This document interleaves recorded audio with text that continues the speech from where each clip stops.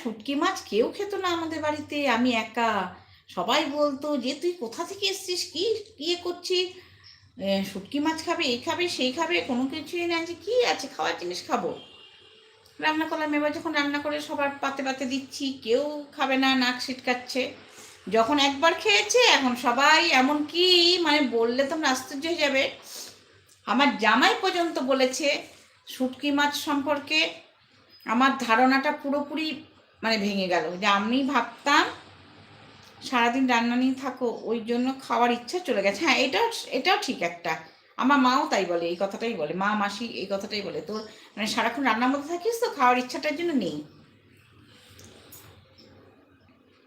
জামাই পর্যন্ত খায় এবং বলে মামুনি ছুটি ছাটা হলেই আর তুমি সময় পেলে একটু শুটকি মাছ রান্না করবে। এমনকি মানে জামাই মা পর্যন্ত, মানে মেয়ের শাশুড়ি পর্যন্ত এইবার বললো এই জয়ন্তী আমার জীবনে ফার্স্ট আমি শুটকি মাছ খেলাম। উনি প্রথমে যখন দিয়েছি, আমার মেয়ে বলছে মা জানো তো মাম্মাম টেবিলে বসে একটু নিচ্ছে, জিভে ঠেকাচ্ছে, আবার রেখে দিচ্ছে, একটু নিচ্ছে জিভে ঠেকাচ্ছে, তারপরে এমনই অবস্থা হলো যে আমাদের পাতের থেকে নিয়ে নিল মাম্মাম, নিয়ে খাচ্ছে। মানে এত ভালো লেগেছে, খেয়ে দিয়ে আমাকে ফোন করেছে।